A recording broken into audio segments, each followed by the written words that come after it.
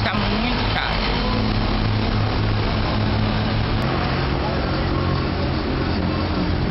Como poderemos saber se a gasolina que utilizamos todo dia é realmente confiável? 5 minutos após a outra filmagem, a gasolina continua no mesmo nível, sendo assim, ela ainda pode ser constatada como não adulterada, faltando apenas 5 minutos para o final do teste.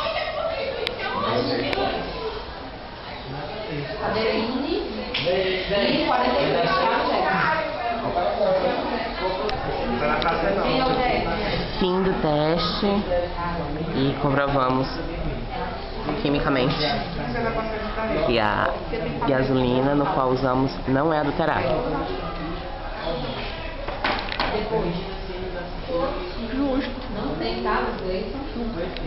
Não aumentou, tem os 40. Os 40 ml é o pedido e o álcool foi parar com a água. A gasolina adulterada pode trazer falhas no funcionamento do motor, estabilidade da marcha lenta, aumento no consumo de combustível, danos a juntas, retentores e componentes à base de borracha, prejuízo para o meio ambiente, para a coletividade e para o seu bolso.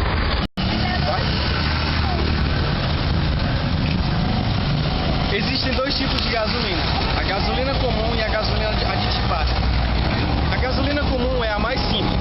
Ela não possui nenhum tipo de aditivo, além do álcool anidro. Ela pode ser diferenciada através da cor amarelo ou alaranjado. E essa gasolina pode ser utilizada em qualquer veículo movido a esse combustível. Diferente da gasolina comum, a gasolina aditivada possui aditivos, detergentes, dispersíveis que ajudam na limpeza do processo de combustão.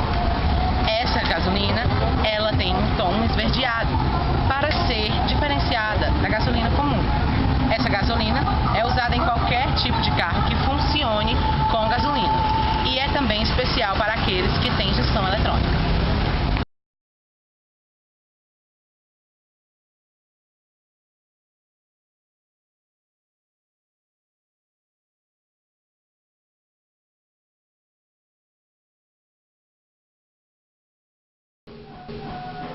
O carvão é uma rocha sedimentar combustível de cor preta ou marrom que ocorre em estratos chamados camadas de carvão. É composto primeiramente por carbono, oxigênio, enxofre, hidrogênio, nitrogênio e elementos vestigiais. Quanto maior o teor de carbono, mais puro ele é considerado.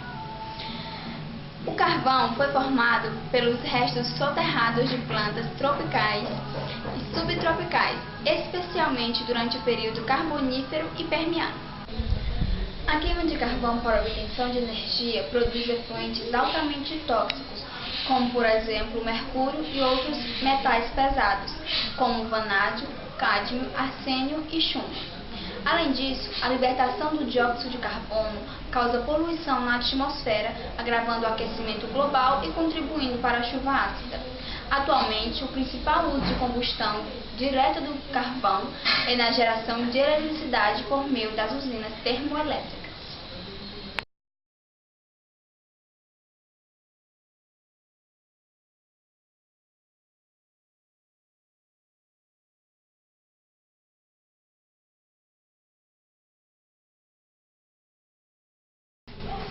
Bom, o assunto a ser abordado agora vai ser o efeito estufa. Aqui nós temos uma esquematização para deixar bem exemplificado. Dentro da caixa há um copo com água para representar o nosso planeta. Acima dele, cobrindo a caixa, há uma camada de plástico para representar a camada de ozônio e os gases que estão nela contidos. A lanterna vai representar os raios solares. E fora há um copo de água normal para representar como seria o nosso planeta se não tivesse a camada de ozônio. No final dessa explicação, nós vamos ver o resultado do experimento. Apesar do efeito estufa ser considerado uma coisa ruim, ele é um evento natural da Terra e graças a ele, a proliferação de vida. A finalidade do efeito estufa é que a Terra não esfrie demais. Contudo, esse evento natural da Terra está sendo agravado por ações antrópicas, como por exemplo, queima de combustíveis fósseis usados em veículos automotores movidos a álcool, gasolina e óleo diesel. Caso não haja um retrocesso na emissão de gases poluidores, nós vamos ter consequências muito graves e talvez irreversíveis. Mudanças climáticas, a poluição e o derretimento das calotas polares, que vai agravar a situação e a escassez da água. E uma dessas piores consequências será a chuva ácida, que talvez, dizendo os cientistas mais otimistas, nós vamos enfrentar isso daqui a uns 50 anos, ou menos. Eu vou dar continuidade ao que a Sara falou, falar um pouco da chuva ácida. A formação de chuvas ácidas trata-se de um fenômeno e um problema moderno, originado a partir do grande desenvolvimento de centros urbanos altamente industrializados. Aqui eu tenho ácido e aqui um pouco de areia, né? O que acontece quando acontece a chuva ácida na terra e nas pessoas e o que estiver no meio dela?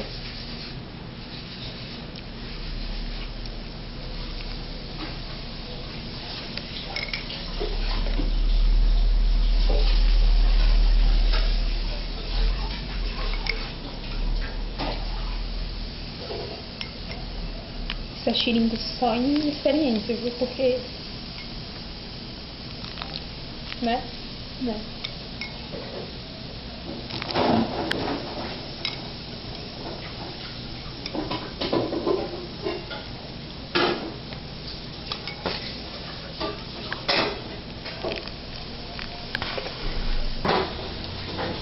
Isso é o que irá acontecer se nós não tomarmos as devidas providências.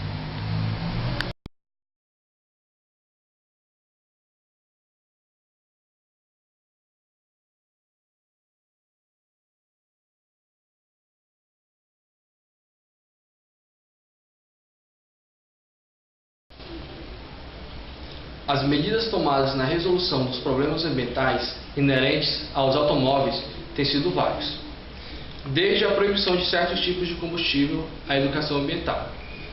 Quanto à poluição atmosférica, e uma vez que grande parte das emissões depende do tipo de combustível utilizado, a maior parte das medidas prende-se com a alteração dos combustíveis, bem como no melhoramento da tecnologia e performance dos veículos, proibição do chumbo na gasolina, limitação da volatilidade da gasolina, utilização de gasolina reformulada, limitação de enxofre no gasóleo, controle de emissões, etc. Muitas destas medidas têm sido tomadas a uma escala global, uma vez que alguns problemas causados pelos automóveis são problemas que afetam vários países, e não apenas o local onde a poluição é gerada. Quanto ao problema dos resíduos, tem se apostado bastante na reciclagem de baterias, pneus, óleos e mesmo dos próprios veículos. Embora alguns dos processos estejam ainda pouco desenvolvidos, o pneu, por exemplo, pode ser reutilizado com sucesso para diversos fins, desde processo de engenharia, proteção costeira, barreiras de erosão, barreiras protetoras de ruído ou isoladoras. No entanto, a forma mais eficiente e indicada de reduzir os problemas associados aos automóveis é a diminuição da sua utilização, pois devem sempre tomar-se medidas preventivas em vez de curativas. Para isso, é necessária a criação de bons transportes públicos e fornecer à população uma educação ambiental adequada, de forma que a população saiba os prejuízos induzidos pelo uso excessivo deste meio de transporte.